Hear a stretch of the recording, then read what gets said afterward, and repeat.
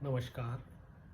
श्रीमद्वाल्मीकि रामायणे अरण्यकाण्डे एकादशः सर्गः। अग्रतः प्रययो रामः सीता मध्ये सुशोभना, पृष्ठतस्तु धनुष्पाणि लक्ष्मणो अनुजगामः।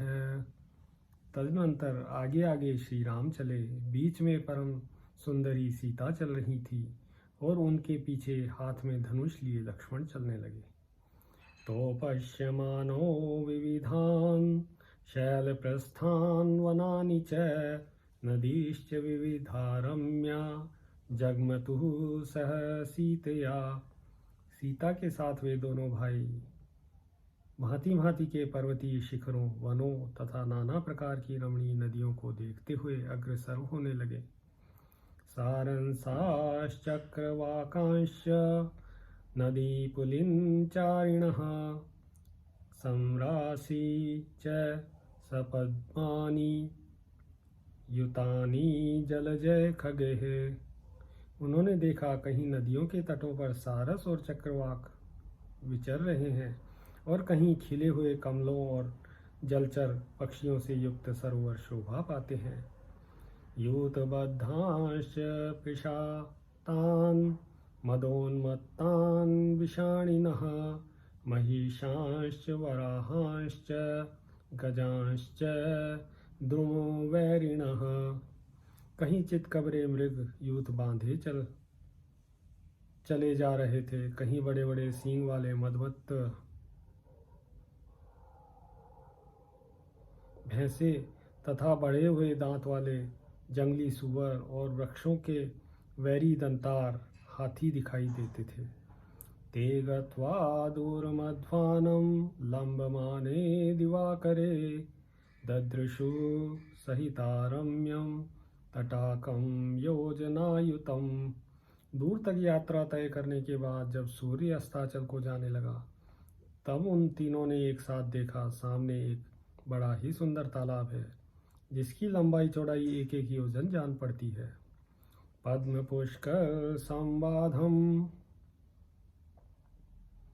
गजयूथ अलंकृतम, सारसे हंस कादम्बः संकुलम जल जातिभिः। वह सरोवर लाल और श्वेत कमलों से भरा हुआ था। उसमें क्रीड़ा करते हुए झुंड के झुंड हाथी उसकी शोभा बढ़ाते थे तथा सारस, राजहंस और कलहंस आदि पक्षियों एवं जल में उत्पन्न होने वाले मत्स्य आदि जंतुओं से वह व्याप्त दिखाई देता था। प्रसन्न सलिले रम्ये तस्मिन् सरसी शुश्रुवे, गीतवादित्र निर्घोषो न तो कश्चन दृश्यते। स्वच्छ जल से भरे हुए उस रमणीय सरोवर में गाने बजाने का शब्द सुनाई देता था, किंतु कोई दिखाई नहीं दे रहा था। ततः कौतूहलाद् रामो लक्ष्मणश्च महारथः, मुनिं धर्मभृतं नाम प्रष्टुं समुपचक्रमे। तब श्री राम और महारथी लक्ष्मण ने कौतूहलवश अपने साथ आए हुए धर्मभृत नामक मुनि से पूछना आरंभ किया। इदमत्यद्भुतं श्रुत्वा सर्वेषां नो महामुने, कौतूहलं महज्जातं किमिदं साधु कथ्यताम्। महामुने, यह अत्यंत अद्भुत संगीत की ध्वनि सुनकर हम लोगों को बड़ा कौतूहल हो रहा है। यह क्या है, इसे अच्छी तरह बताइए। तैनेव मुक्तो धर्मात्मा राघवेन मुनिस्तदा, प्रभावं सरसः क्षिप्रम आख्यातुम उपचक्रमे।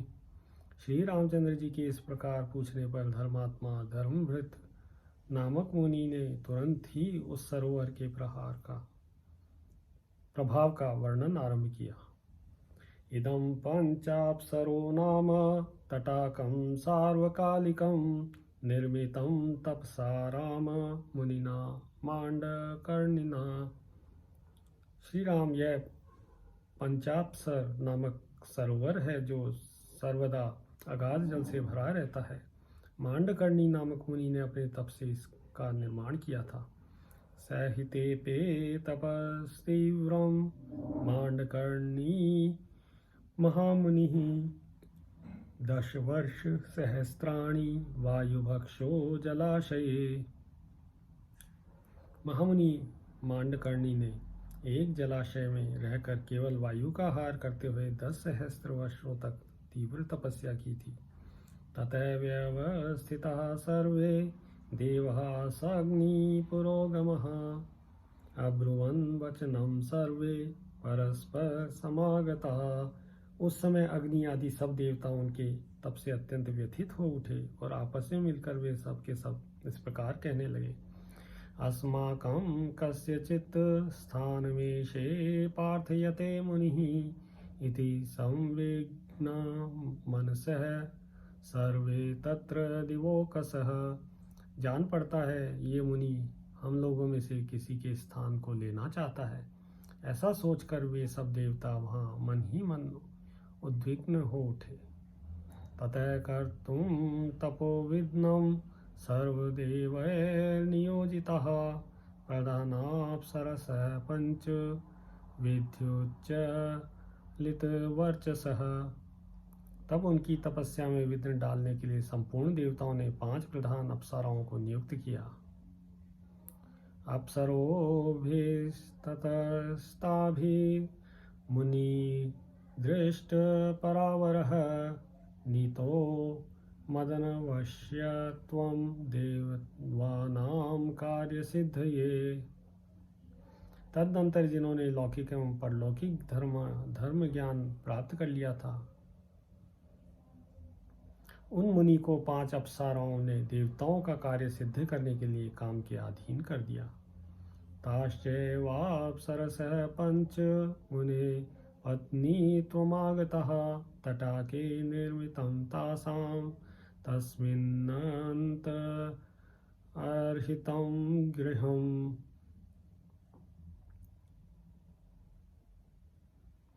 मुनि की पत्नी बनी हुई वे ही 5 अप्सराएं यहाँ रहती हैं। उनके रहने के लिए इस तालाब के भीतर घर बना हुआ है जो जल के अंदर छिपा हुआ है। तत्रैवाप्सरसः पंच निवसन्त्यो यथा सुखं रमयन्ति तपोयोगान् मुनिं यौवनमास्थितम्। उसी घर में सुखपूर्वक रहती हुई 5 अप्सराएं तपस्या के प्रभाव से युवावस्था को प्राप्त हुए मुनि को अपनी सेवा करती हैं। तासां संक्रीडमानानाम् एष वादित्र निस्वनः श्रूयते भूषणोन्मिश्रो गीतशब्दो मनोरहरः। उन अप्सराओं के ही वाद्यों की यह ध्वनि सुनाई देती है जो भूषणों की झनकार के साथ मिली हुई है। साथ ही उनके गीत का भी मनोहर शब्द सुनाई पड़ता है। आश्चर्यमिति तस्येतद्वचनं भावितात्मनः राघवः प्रतिजग्राह सह भ्रात्रा महायशः। अपने भाई के साथ महायशस्वी श्री रघुनाथ जी ने उन भवितात्मा महर्षि के इस कथन को, यह तो बड़े आश्चर्य की बात है, यूँ कहकर स्वीकार किया। एवं कथयमानः स ददर्शाश्रम मंडलम कुशचीर परिक्षिप्तं ब्राह्मया लक्ष्म्या समावृतम्। इस प्रकार कहते हुए श्री रामचंद्र जी ने एक आश्रम मंडल दिखाई दिया जहाँ सब और कुश और वलकल वस्त्र फैले हुए थे। वह आश्रम ब्राह्मी लक्ष्मी यानी ब्रह्म तेज से प्रकाशित होता था। प्रविश्य स वैदेह्या लक्ष्मणेन च राघवः तदा तस्मिन् सकाकुत्स्थः श्रीमत्याश्रम मंडले उष्ट्वा च सुखं तत्र पूज्यमानो महर्षिभिः। विदेह नंदिनी सीता तथा लक्ष्मण के साथ उस तेजस्वी आश्रम मंडल में प्रवेश करके ककुत्स कुलभूषण श्री राम ने उस समय सुखपूर्वक निवास किया। वहाँ के महर्षियों ने उनका बड़ा आदर सत्कार किया। जगाम चाश्रमास्तेषां पर्यायेण तपस्विनां येषामुषितवान् पूर्वं सकाशे स महास्रवित। तदनंतर महान अस्त्रों के ज्ञाता श्री रामचंद्र जी बारी बारी से उन सभी तपस्वी मुनियों के आश्रमों पर गए जिनके यहाँ वे पहले रह चुके थे। उनके पास भी उनकी भक्ति देख दोबारा जाकर रहे। क्वचित परिदशान मासान एक संवत्सरम क्वचिच्च चतुरो मासान पंचषट च परान क्वचित अपरत्राधिकान् मासान अद्य धर्म अधिकं क्वचित त्रीन् मासानष्ट मासांश्च राघवो न्यवसत् सुखम। कहीं 10 महीने, कहीं साल भर, कहीं 4 महीने, कहीं 5 या 6 महीने, कहीं इससे भी अधिक समय अर्थात 7 महीने, कहीं उससे भी अधिक 8 महीने, कहीं आधे मास अधिक अर्थात 8.5 महीने, कहीं 3 महीने और कहीं 8 और 3 अर्थात 11 महीने तक श्री रामचंद्र जी ने सुखपूर्वक निवास किया। तत्र संवसतस्तस्य मुनीनामाश्रमेषु वै रमतश्चानुकूल्येन ययुः संवत्सरादश। इस प्रकार मुनियों के आश्रमों पर रहते और अनुकूलता पाकर आनंद का अनुभव करते हुए उनके 10 वर्ष बीत गए। परिसित्य च धर्मज्ञो राघवः स सीतया सुतीक्ष्णस्याश्रम पदम पुनरेवा जगाम है। इस प्रकार सब और घूम फिर कर धर्म के ज्ञाता भगवान श्री राम सीता के साथ फिर सुतीक्ष्ण के आश्रम पर ही लौट आए। स तमाश्रमम् आगम्य मुनिभिः परिपूजितः तत्रापि न्यवसद्रामः किंचित कालम अरिंदमः। शत्रुओं का दमन करने वाले श्री राम भगवान उस आश्रम में आकर वहाँ रहने वाले मुनियों द्वारा भली भांति सम्मानित हो वहाँ भी कुछ काल तक रहे। अथाश्रमस्थो विनयान कदाचित् तं महामुनिम् उपासीनः स काकुत्स्थः सुतीक्ष्णम् इदं ब्रवीत्। उस आश्रम में रहते हुए श्री राम ने एक दिन महामुनि सुतीक्ष्ण के पास बैठकर विनीत भाव से कहा, अस्मिन्नरण्ये भगवन्न अगस्यो मुनि सत्तमः वसतीति मया नित्यं कथा कथयतां श्रुतं न तु जानामि तं देशं वनस्यास्य महत्तया। भगवान, मैंने प्रतिदिन बातचीत करने वाले लोगों के मुँह से सुना है कि इस वन में कहीं मुनि श्रेष्ठ अगस्त्य जी निवास करते हैं, किंतु इस वन की विशालता के कारण मैं उस स्थान को नहीं जानता हूँ। कुत्राश्रम पदम रम्यम महर्षेस्तस्य धीमतः प्रसादार्थं भगवतः सानुजः सह सीतया अगस्त्यम् अधिगच्छेयम् अभिवादयितुं मुनिं मनोरथो महानेश हृदि संपरिवर्तते। उन बुद्धिमान महर्षि का सुंदर आश्रम कहाँ है? मैं लक्ष्मण और सीता के साथ भगवान अगस्त्य को प्रसन्न करने के लिए उन मुनीश्वर को प्रणाम करने के उद्देश्य से उनके आश्रम पर जाऊं, यह महान मनोरथ मेरे हृदय में चक्कर लगा रहा है। यदहं तं मुनिवरं शुश्रूषेयम् अपि स्वयम् इति रामस्य स मुनिः श्रुत्वा धर्मात्मनो वचः सुतीक्ष्ण प्रत्युवाचेदं प्रीतो दशरथात्मजं। मैं चाहता हूँ कि स्वयं भी मुनिवर अगस्त्य की सेवा करूँ। धर्मात्मा श्री राम का यह वचन सुनकर सुतीक्ष्ण मुनि बड़े प्रसन्न हुए और उन दशरथ नंदन से इस प्रकार बोले, अहमप्यत देव त्वां वक्तु कामः स लक्ष्मणं अगस्त्यम् अभिगच्छेति सीतया सह राघवो दिष्ट्या त्रिदानीमर्थेऽस्मिन् स्वयमेव ब्रवीषि माम्। रघुनंदन, मैं भी लक्ष्मण सहित आपसे यही कहना चाहता था कि आप सीता के साथ महर्षि अगस्त्य के पास जाएं। सौभाग्य की बात है कि इस समय आप स्वयं ही मुझसे वहां जाने के विषय में पूछ रहे हैं। अयमाख्यामिते राम यत्रागस्त्यो महामुनिः योजनान्याश्रमात्तात याहि चत्वारि वै ततः दक्षिणेन महान् श्रीमान् अगस्त्य भ्रातुराश्रमः। श्री राम, महामुनि अगस्त्य जहाँ रहते हैं उस आश्रम का पता मैं अभी आपको बता ही देता हूँ। तात, इस आश्रम से 4 योजन दक्षिण चले जाइए। वहाँ आपको अगस्त्य के भाई का बहुत सुंदर एवं बहुत बड़ा एवं सुंदर आश्रम मिलेगा।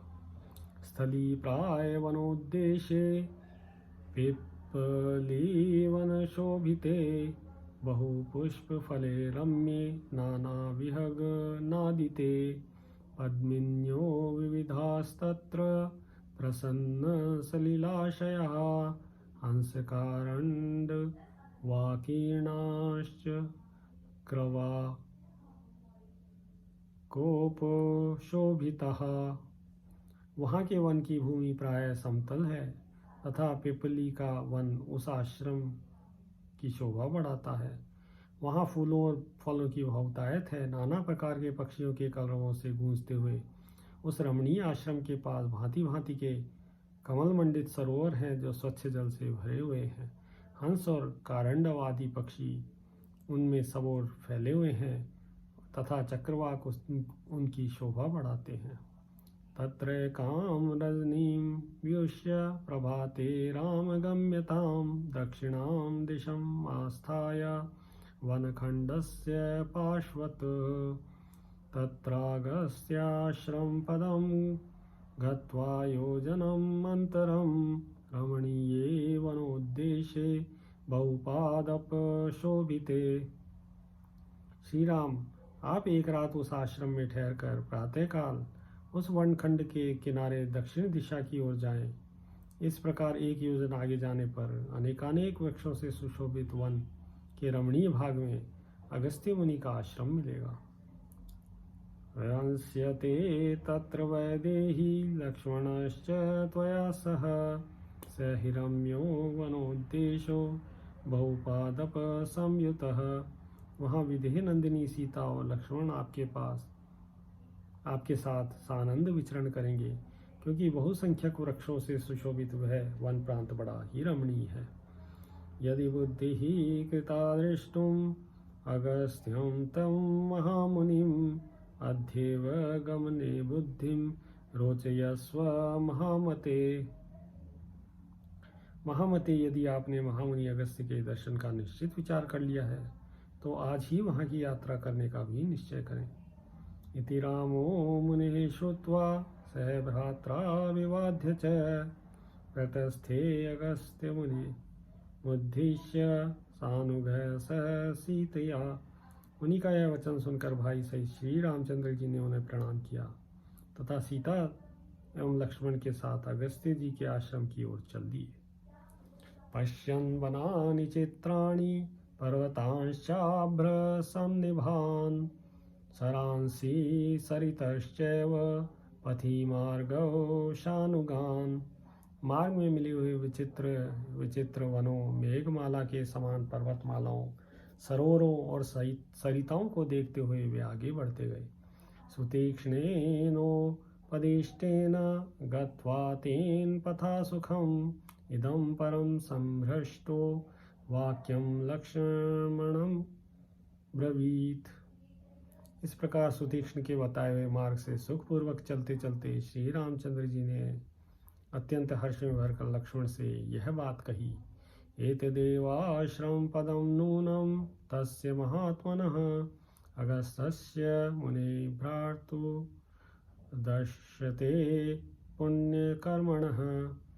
सुमित्रानंदन, निश्चय ही यह पुण्य कर्मों का अनुष्ठान करने वाले महात्मा अगस्त्य मुनि के भाई का आश्रम दिखाई देता है। यथा हि मे वनस्यास्य ज्ञाता पथि सहस्रशः सम्नता फलभारेण पुष्पभारेण च द्रुमः। क्योंकि सुतीक्ष्ण जी ने जैसा बतलाया था उसके अनुसार इस वन के मार्ग में फूलों और फलों के भार से झुके हुए सहस्त्रों परिचित वृक्ष शोभा पा रहे हैं। पिप्पलीनां च पक्वानां वनादस्मादुपागतः गन्धोऽयं पवनो क्षिप्तः सहसा कटुकोदयः। इस वन में पकी हुई पीपलियों की यह गंध वायु से प्रेरित होकर सहसा इधर आई है, जिससे कटु रस का उदय हो रहा है। तत्र तत्र च दृश्यन्ते संक्षिप्ता काष्ठसंचयः लूनाश्च परिदृश्यन्ते दर्भावैदूर्यवर्चसः। जहाँ तहाँ लकड़ियों के ढेर लगे दिखाई देते हैं और वैदूर्य मणि के समान रंग वाले कुछ कटे हुए दृष्टिगोचर होते हैं। एतच्च वन्मध्यस्थं कृष्णाभ्रशिखरोपरं पावकस्याश्रमस्थस्य धूमाग्रहं संप्रदृश्यते। यह देखो जंगल के बीच में आश्रम की अग्नि का धुआं उठता हुआ दिखाई देता है, जिसका अग्रभाग काले मेघों के ऊपरी भाग सा प्रतीत होता है। विविक्तेषु च तीर्थेषु कृतस्नानाद्विजातयः पुष्पोपहारं कुर्वन्ति कुसुमैः स्वयंवर्जितः। यहाँ के एकांत एवं पवित्र तीर्थों में स्नान करके आए हुए ब्राह्मण स्वयं चुनकर लाए हुए फूलों से देवताओं के लिए पुष्पोपहार अर्पित करते हैं।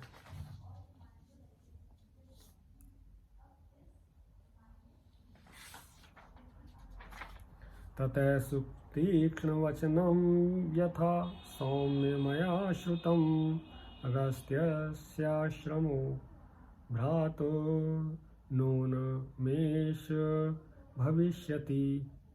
सौम्य मैंने सुतीक्ष्ण जी का कथन जैसा सुना था उसके अनुसार यह निश्चित ही अगस्त्य जी के भाई का आश्रम होगा। निगृह्य तरसा मृत्युं लोकानां हितकाम्यया वस्य भ्रात्रा कृतेयं दीक्षारण्य पुण्यकर्मणा। इन्हीं के भाई पुण्यकर्मा अगस्त्य जी ने समस्त लोगों के हित की कामना से मृत्यु स्वरूप वातापी और इल्वल का वेग पूर्वक दमन करके इस दक्षिण दिशा को शरण लेने की योग्य बना दिया। इह कदा किल क्रूरो वातापेरपि चेल्वलः भ्रातरो सहिता वास्तां ब्राह्मणत्नो महासुरो। एक समय की बात है, यहाँ क्रूर स्वभाव वाला वातापी और इल्वल ये दोनों भाई एक साथ रहते थे। ये दोनों महान असुर ब्राह्मणों की हत्या करने वाले थे। धारयन् ब्राह्मणं रूपम् इल्वलः संस्कृतं वदन् आमन्त्रयति विप्रांस श्राद्धमुद्दिश्य निर्घृणः भ्रातरं संस्कृतं कृत्वा ततस्तं मेषरूपिणं तान् द्विजान् भोजयामास श्राद्ध दृष्टेन कर्मणा। निर्दयी इल्वल ब्राह्मण का रूप धारण करके संस्कृत बोलता हुआ जाता और श्राद्ध के लिए ब्राह्मणों को निमंत्रण दे आता था। फिर मेष का रूप धारण करने वाले अपने भाई वातापी का संस्कार करके श्राद्ध कल्पोक्त विधि से ब्राह्मणों को खिला देता था। ततो भोक्तवतां तेषां विप्राणाम् इल्वलो अब्रवीत् वातापे निष्क्रमस्वेति स्वरेण महता वदन्। वे ब्राह्मण जब भोजन कर लेते थे तब इल्वल उच्च स्वर से बोलता, वातापे निकलो। ततो भ्रातृवच श्रुत्वा वातापेर्मेष वदन् भित्त्वा शरीराणि ब्राह्मणानां विनिष्पतत्। भाई की बात सुनकर वातापी भेड़े के समान आवाज करता हुआ उन ब्राह्मणों के पेट फाड़ कर निकल जाता था। ब्राह्मणानां सहस्राणि तैरेवं कामरूपिभिः विनाशितानि संहत्य नित्यशः पिशीताशनैः। इस प्रकार इच्छानुसार रूप धारण करने वाले उन मांसभक्षी असुरों ने प्रतिदिन मिलकर सहस्त्रों ब्राह्मणों का विनाश कर डाला। अगस्त्येन तदा देवहे प्रार्थितेन महर्षिणा अनुभूय किल श्राद्धे भक्षितः स महासुरः। समय देवताओं की प्रार्थना से महर्षि अगस्त्य ने श्राद्ध में शाक रूपधारी उस महान असुर को जानबूझकर भक्षण किया। ततः सम्पन्नम् इत्युक्त्वा दत्त्वा हस्ते यवने जनं भ्रातरं निष्क्रमस्वेति चेल्वः समभाषत। तदनंतर श्राद्ध कर्म संपन्न हो गया ऐसा कहकर ब्राह्मणों के हाथ में अवनेजन का जल दे इल्वल ने भाई को संबोधित करके कहा, निकलो। स तदा भाषमाणं तु भ्रातरं विप्रघातिनम् अब्रवीत् प्रहसन् धीमान अगस्त्यो मुनिसत्तमः। इस प्रकार भाई को पुकारते हुए ब्राह्मण घाती असुर ने बुद्धिमान मुनिश्रेष्ठ अगस्त्य हंसकर कहा, कुतो निष्क्रमितुं शक्तिर्मया जीर्णस्य राक्षसः भ्रातुस्तु मेषरूपस्य गतस्य यम साधनम्।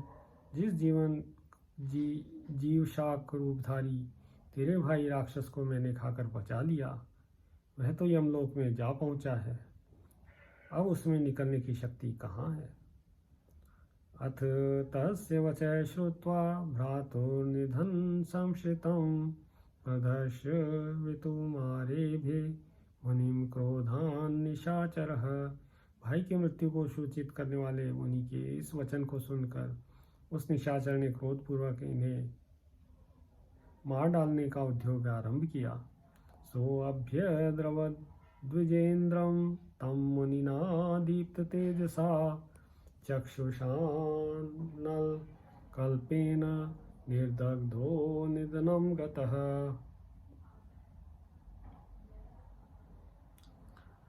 उसने जो ही द्विजराज अगस्त्य पर धावा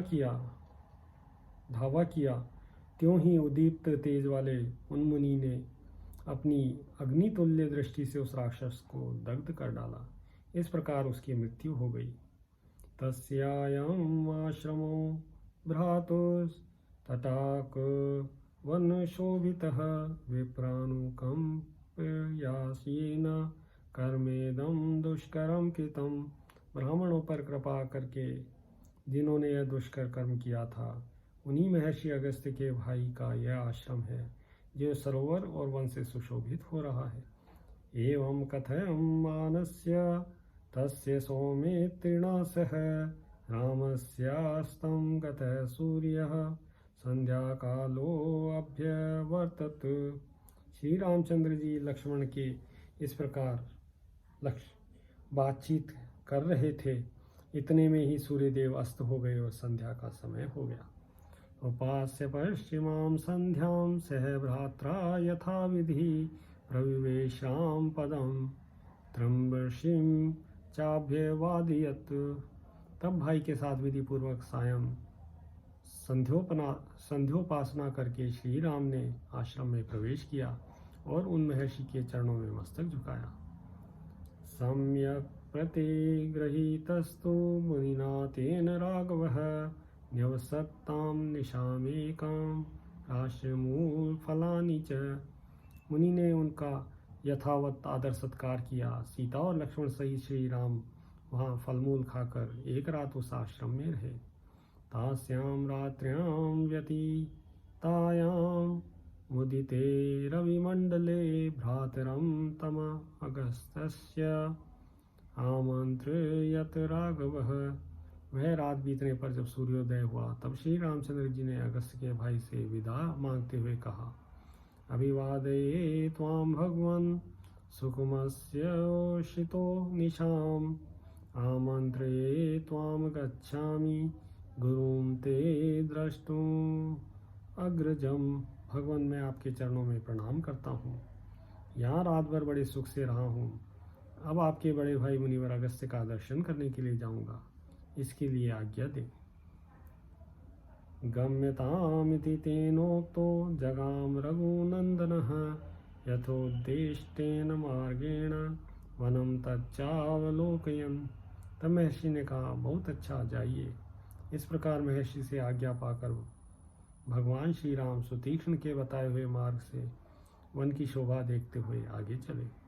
नीवारान पंसान सालान वंजो लांस्ते निशांस्तथा चिरी बिल्वान मधुकांश्च बिल्वानत च तिन्दुकान् पुष्पितान् पुष्पिताग्राभिर्लताभिरूपशोभितान् ददर्श राम शतशस्तत्र कान्तारपादपान् हस्तिहस्ते विम्रदितान् वानररूपशोभितान् मत्तशकूनि शंखैश्च शतशः प्रतिनादितान्। श्री राम ने वहाँ मार्ग में नीवार, कटहल, साखू, अशोक, तिनिश, चिरीबिल्व, महुआ, बेल, तेंदु तथा और भी सैकड़ों जंगली वृक्ष देखे जो फूलों से भरे थे तथा खिली हुई लताओं से परिवेष्टित हो बड़ी शोभा पा रहे थे।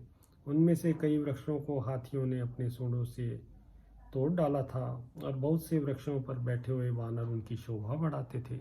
सैकड़ों मतवाले पक्षी उनकी डालियों पर चहक रहे थे।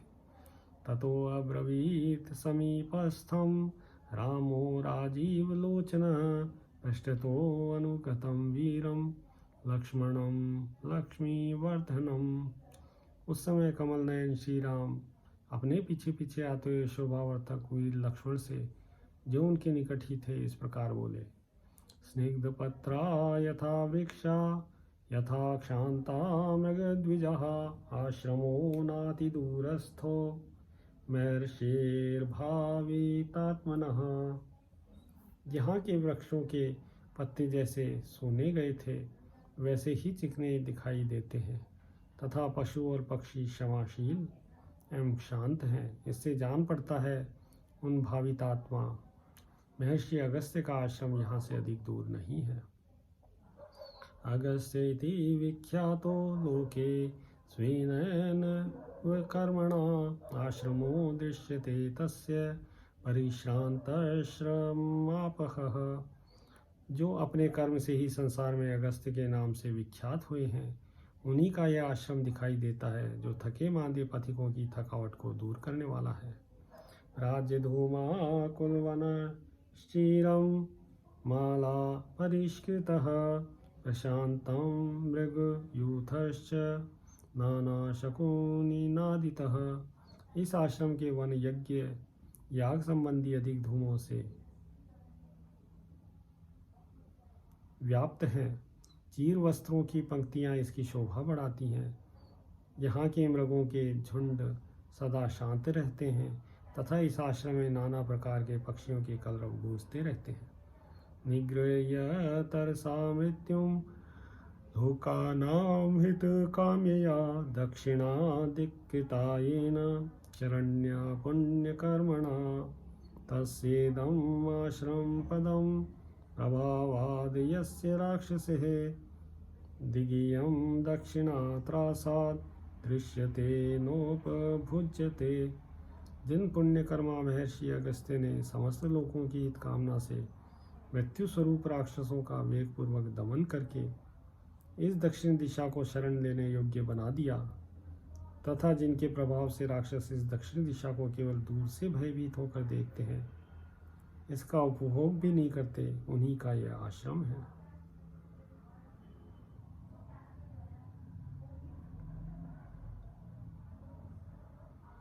यदा प्रभृति चाक्रांता दिगियं पुण्यकर्मणा तदा प्रभृति निर्वैरः प्रशांता रजनीचरः।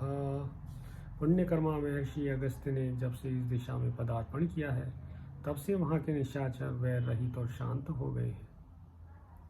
नामना चेयं भगवतो दक्षिणा दिक्प्रदक्षिणा प्रथिता त्रिषु लोकेषु दुर्धर्षा क्रूर कर्मभिः। भगवान अगस्त्य की महिमा से इस आश्रम के आसपास निर्वैरता आदि गुणों से के संपादन में समर्थ तथा क्रूर कर्मा राक्षसों के लिए दुर्जय होने के कारण यह संपूर्ण दिशा नाम से भी तीनों लोकों में दक्षिणा ही कहलाई, इसी नाम से विख्यात हुई तथा इसे अगस्त्य की दिशा भी कहते हैं।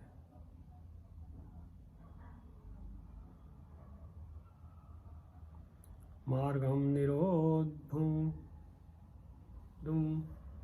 सततं भास्करस्याचलोत्तमः संदेशं पालयस्य विंध्यशैलो न वर्तते। एक बार पर्वत श्रेष्ठ विंध्य सूर्य का मार्ग रोकने के लिए बढ़ा था, किंतु महर्षि अगस्त्य के कहने से वह नम्र हो गया। तब से आज तक निरंतर उनके आदेश का पालन करता हुआ वह कभी नहीं बढ़ता। अयं दीर्घायुषस्तस्य लोके विश्रुत कर्मणः गस्त्याश्रमः श्रीमान् विनीत मृग सेवितः। वे दीर्घायु महात्मा हैं, उनका कर्म तीनों लोकों में विख्यात है। उन्हीं अगस्त्य का यह शोभा संपन्न आश्रम है जो विनीत मृगों से सेवित है। एष लोकार्चित साधुर्हिते नित्यं रतः सताम् अस्मानधिगतानेश श्रेयसा योजयिष्यति। ये महात्मा अगस्त्य जी संपूर्ण लोकों के द्वारा पूजित तथा सदा सज्जनों के हित में लगे रहने वाले हैं। अपने पास आए हुए हम लोगों को वे अपने आशीर्वाद से कल्याण का भागी बनाएंगे। अपराध येष्याम्यत्र अहं गत्यं तं महामुनिं शेषं च वनवासस्य सौम्यवत्स्याम्यहं प्रभो। सेवा करने में समर्थ सौम्य लक्ष्मण, यहाँ रहकर मैं उन महामुनि अगस्त्य की आराधना करूँगा और वनवास के शेष दिन यहीं रहकर बिताऊँगा। अन्नदेवः सगन्धर्वः सिद्धाश्च परमर्षयः अगस्त्यं नियताहारः सततं पर्युपासते। देवता, गंधर्व, सिद्ध और महर्षि यहाँ नियमित आहार करते हुए सदा अगस्त्य मुनि की उपासना करते हैं। नात्र जीवेन विषावादी क्रूरो वा यदि वा शठः निशंसः पापवृत्तो वा मुनिरेश तथा विध। ये ऐसे प्रभावशाली मुनि हैं कि इनके आश्रम में कोई झूठ बोलने वाला, क्रूर, शठ, निशंस अथवा पापाचारी मनुष्य जीवित नहीं रह सकता। अत्र देवाश्च यक्षाश्च नागाश्च पतिगैः सह वसन्ति नियताहारा धर्ममाराधयिष्णवः। यहाँ धर्म की आराधना करने के लिए देवता, यक्ष, नाग और पक्षी नियमित आहार करते हुए निवास करते हैं। अत्र सिद्धा महात्मानो विमानः सूर्य समनिभय त्यक्त्वा देहान् नवैर्देहै स्वैर्याता परमर्षयः। इस आश्रम पर अपने शरीर को त्याग कर अनेकानेक सिद्ध महात्मा महर्षि नूतन शरीरों के साथ सूर्य तुल्य तेजस्वी विमानों द्वारा स्वर्गलोक को प्राप्त हुए हैं। यक्षत्वं मरत्वं च राज्यानि विविधानि च अत्र देवा प्रयच्छन्ति भूतेराराधिताः शुभैः। यहाँ सत्कर्म परायण प्राणियों द्वारा अपराधित हुए देवता उन्हें यक्षत्व, अमरत्व तथा नाना प्रकार के राज्य प्रदान करते हैं। आगता स्माश्रम पदम सौमित्रे प्रविशाग्रतः निवेदये मां प्राप्त विषये सह सीतया। सुमित्रा नंदन, अब हम लोग आश्रम पर आ पहुँचे। तुम पहले प्रवेश करो और महर्षियों को सीता के साथ मेरे आगमन की सूचना दो। इत्यार्षे श्रीमद्रामायणे वाल्मीकीये आदिकाव्ये अरण्यकाण्डे एकादश सर्गः। सियावर रामचंद्र पद जय शरणम्।